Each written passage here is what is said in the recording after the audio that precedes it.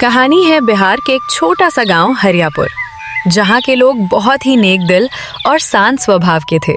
हर गांव के तरह उस गांव में भी लोग खाने पीने के शौकीन थे। उसी गांव में एक छोटा सा ढाबा था, जहां पर मिट्टी के हांडी में बने मटन और खिलखिलाते चावल मिलता था। ढाबे के मालिक, जिनका नाम हरिराम सिंह था, वो बहुत ही अच्छे व्यक्ति था। सबके साथ आराम से बातचीत किया करता, बिना कोई भेदभाव के। अगर कोई भूखा बिना पैसों के आता तो उसे भरपेट भोजन जरूर देता। उनका एक नौकर था बबलू, जो बहुत ही लालची और अकड़ू टाइप का आदमी था। वो था तो गरीब, लेकिन अपने आप को किसी महाराजा से कम नहीं समझता।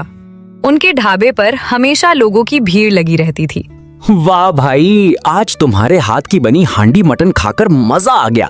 इसमें ऐसा क्या डालते हो कि इतनी स्वादिष्ट बनती है? मुझे भी बताओ, ताकि मैं अपनी पत्नी से घर पर ऐसी हांडी मटन बनवा सकूं। भाई ऐसा कोई सिगरेट मसाला नहीं डालता मैं तो बस ताज़ा मटन और क्वालिटी वाला तेल मसाला इस्तेमाल करता हूँ बस। वो तो आप लोगों का प्यार है, जो आप लोग इतना प्यार देते हैं मेरे ढाबे को। अच्छा कोई बात नहीं, अब जल्दी से मेरे लिए एक प्लेट मटन हांडी पैक कर दो। हाँ, ये बात काम की कही तुमने। रुको, अभी पैक करके देता हूँ। हरिराम की हांडी मटन पूरे गांव में मशहूर हो चुकी थी, जिसकी वजह से हरिराम बहुत पैसा कमाता। लेकिन उनका नौकर ठहरा लालची आदमी। जब ढाबे के मालिक नहीं रहते, तब वो प्लेट की ज्यादा दाम बताकर ग्राहकों से पैसे ऐंठ लेता और खुद की जेब भरता। फिर भी उसके अंदर पैसों की भूख नहीं मरती थी। एक दिन दो ग्राहक आए, जो हरिराम से जलते थे। वो चाहते थे कि ये ढाबा किसी तरह बंद हो जाए। अरे बबलू मालिक, हमें भी मटन खिलाओ। क्या क्या कहा तुमने? मालिक और मैं? हाँ भाई, हमारे लिए तो तुम ही इस ढाबे के मालिक हो। अरे नहीं भाई, मैं तो नौकर हूँ। नहीं नहीं, मालिक तो वही होता है ना जिसकी वजह से ढाबा चलता हो। अब तुम ही सोचो, ढाबा किसकी वजह से चलता है? लोग यहाँ तुम्हारे हाथ की बनी हांडी मटन खाने आते हैं, ना कि हरिराम की। मालिक तुम्हें होना चाहिए, उस हरिराम को नहीं। बात तो सही कह रहे हो भाई, सारा काम तो मैं ही करता हूँ। चलो ठीक है, हाँ हम चलते हैं। दोनों बबलू की कान भरकर चल देते हैं। रात को जब बबलू अपने घर में सो रहा था, तब दोनों की बात बबलू के दिमाग में चलने लगी। बात तो सही कहा है उन लोगों ने, ढाबा मेरे वजह से चलता है, ना कि उस हरिराम की वजह से। और वैसे भी जितना पैसा वो मुझे देता है, उस हिसाब से तो मैं अमीर बन ही नहीं पाऊंगा। मैं कल जाके बोल दूंगा कि कोई और ढूंढ लो। मैं अब अपना ढाबा खुद खोलूंगा और मालिक मैं खुद रहूंगा। बबलू को ये पता नहीं था कि ढाबा उसके वजह से नहीं, बल्कि हरिराम की व्यवहार से चल रहा था। सुबह हुई, ढाबा खुला, भीड़ भी लगी, लेकिन रात की बात बबलू के दिमाग में घूम रही थी। तभी बबलू बोलता है, मालिक मुझे अब यहाँ काम नहीं करना है। क्यों, क्या हुआ बबलू? कुछ नहीं मालिक, अब आप कोई और ढूंढ लो, मुझे नहीं करना है काम यहाँ। ऐसा कहकर बबलू वहां से चला जाता है। हरिराम को कुछ समझ नहीं आया। अगले दिन बबलू ने ठीक ढाबा के सामने ही अपना हांडी मटन का ढाबा खोला। ये देख हरिराम कुछ सोचता है, फिर बबलू के पास जाकर बोलता है, ये तो गलत बात है बबलू। तुम मेरे ढाबे से सीखे कि हांडी मटन कैसे बनता है, और अब मेरे ढाबे के सामने ही तुमने अपना ढाबा खोल लिया। तुम क्या कर रहे हो? ये मेरा ढाबा है हरिराम जी। हरिराम जी, अब तुम मेरे नाम से बुलाओगे मुझे? और नहीं तो क्या, अब मैं नौकर नहीं मालिक हो गया हूँ। और बात जब बराबरी की हो तो उसमें नाम ही लिया जाता है। यहाँ मैं कुछ भी बनाऊं, कुछ भी बेचूं, हाँ आपको क्या? ये कैसे हो सकता है? मैं तुम्हें अपने सामने ढाबा नहीं खोलने दूंगा, चाहे कुछ भी हो जाए। आप होते कौन हो मुझे रोकने वाले? और वैसे भी आपको बताया ना, ये ढाबा मेरा है, तो मैं अपने ढाबे में जो भी करूं, आपको क्या परेशानी है? मुझे कोई परेशानी नहीं है, तुम कुछ भी बनाकर बेचो, लेकिन तुम हांडी मटन मत बनाकर बेचो, क्योंकि मैं भी यही बनाता हूँ। मैं तो हांडी मटन ही बनाऊंगा और बेचूंगा भी। अगर रोक सकते हो तो रोक कर दिखाओ। वैसे भी इतने बड़े गांव में आपका अकेले का ही ढाबा है। अगर मैं भी एक ढाबा खोल लूंगा तो आपका क्या नुकसान है? आपके ग्राहक तो आपके पास ही आएंगे ना। नहीं, मेरे ग्राहक तुम्हारे पास भी चले आएंगे। मैं जानता हूँ गांव में नया ढाबा देखकर सब तुम्हारे पास आएंगे और मैं ऐसा नहीं होने दूंगा। हरीराम जी, मैं इज्जत से पेश आ रहा हूँ, इसका मतलब ये नहीं आप कुछ भी बोलो। लगता है आपका दिमाग खराब हो गया है। इसी बात पर दोनों में झगड़ा शुरू हो गया। मामला गांव के मुखिया तक पहुंच गया। तब मुखिया ने कहा, क्या हुआ हरीराम? क्या हुआ बबलू? तुम दोनों आपस में क्यों झगड़ रहे हो? मुखिया जी, आप तो जानते हैं मेरा ढाबा इस गांव में बहुत पुराना है। फिर ये जो मेरा नौकर हुआ करता था, मेरे सामने हांडी मटन का ढाबा कैसे खोल सकता है? इससे मेरे ढाबे पर असर पड़ेगा। अरे हरीराम, कुछ नहीं होगा। और वैसे भी इस गांव में तुम्हारा अकेले का मटन ढाबा है। अगर ये भी ढाबा खोल लेगा तो थोड़ा बहुत ये भी कमा लेगा। और सब स्वाद पर निर्भर करता है। जिसकी हांडी मटन स्वादिष्ट होगी वही ज्यादा कमाएगा। अगर तुम्हारी हांडी मटन अच्छी है तो तुम कमाओगे, और अगर बबलू की हांडी मटन अच्छी है तो ये कमाएगा। हाँ, बिल्कुल सही कह रहे हैं मुखिया जी। मैंने भी इन्हें बहुत समझाने की कोशिश की, लेकिन ये समझ ही नहीं रहे। ये सुनकर हरीराम बोला, ठीक है मुखिया जी, मैं आपकी बात मानता हूँ, लेकिन इससे बोल दीजिए कि मेरे ग्राहक को ये अपने यहाँ न बुलाए। ठीक है बबलू, तुम इनके ग्राहक को अपने पास नहीं बुलाओगे। जो अपनी मर्जी से आएगा उसे ही खिलाओगे। ठीक है मुखिया जी, मुझे मंजूर है। इसके बाद वो वहां से चले गए। रास्ते में बबलू बहुत खुश था। अब मैं बताता हूँ हरीराम को कि ढाबा कैसे चलाया जाता है। बबलू ने अपना ढाबा खोल लिया। उधर हरीराम के पुराने ग्राहक उसके पास जाने लगे। ये देखकर बबलू बहुत परेशान हो गया। लालच उसके दिमाग पर चढ़ गया था। वो सोचता है, इस हरीराम की ढाबे को पहले मुझे बंद करना होगा, कैसे भी, नहीं तो मेरा ढाबा नहीं चलेगा। बबलू ने तय किया कि वो अपना मटन का दाम कम करके बेचेगा, चाहे उसे नुकसान ही क्यों ना उठाना पड़े। उसने जो थाली 140 रुपए की थी उसे 70 रुपए में बेचने लगा। कम कीमत होने की वजह से सब लोग बबलू के ढाबे पर मटन खाने जा रहे थे, जिसके बाद उसके ढाबे पर बहुत भीड़ लग गई। ये देखकर बबलू बहुत खुश हुआ, लेकिन ये सब देखकर हरीराम बहुत परेशान हो गए। लेकिन सोचता है, अब बात यहाँ हार जीत की आ गई। मैं नहीं हार सकता। चल बच्चू, तू जैसे चलेगा मैं भी तुझसे 4 कदम आगे ही चलूंगा। हरीराम ने भी अपनी थाली की दाम 50 रुपए कर दी। ये देखकर बबलू को बहुत गुस्सा आया।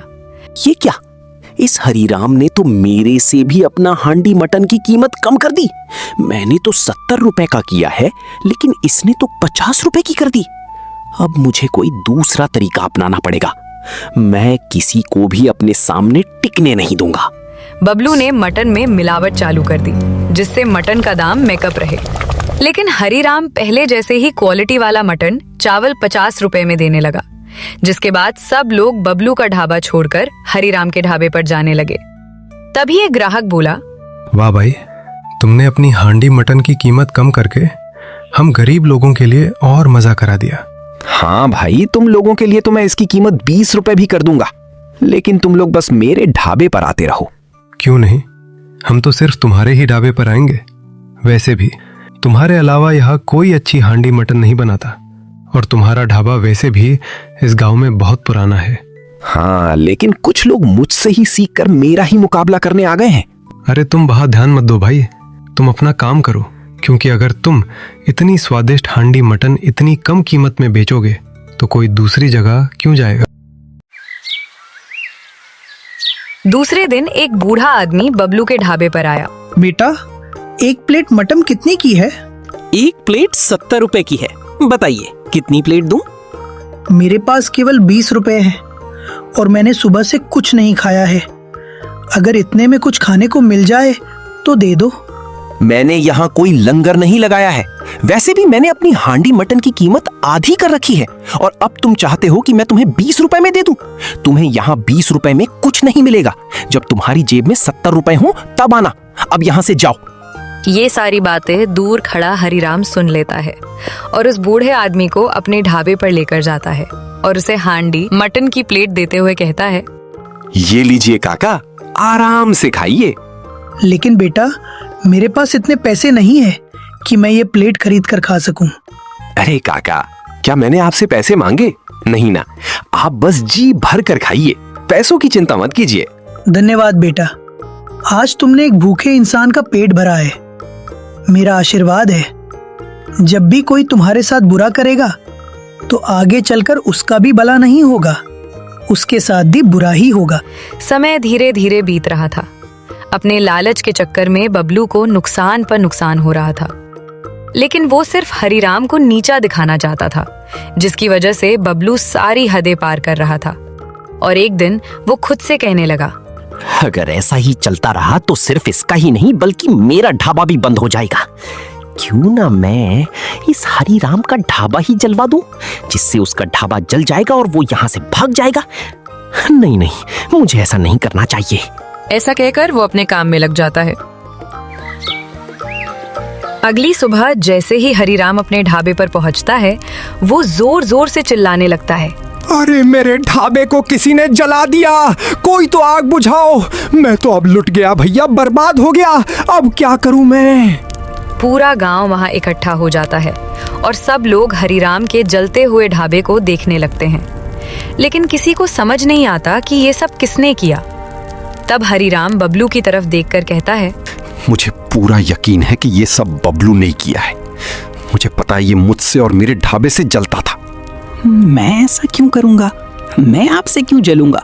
हाँ, मैंने आपके सामने अपना ढाबा खोला है, लेकिन इसका मतलब ये नहीं कि मैं आपका ढाबा जला दूंगा। मेरा भी एक ढाबा है और मुझे पता है कि एक ढाबा चलाने वाला अपने ढाबे से कितना प्यार करता है।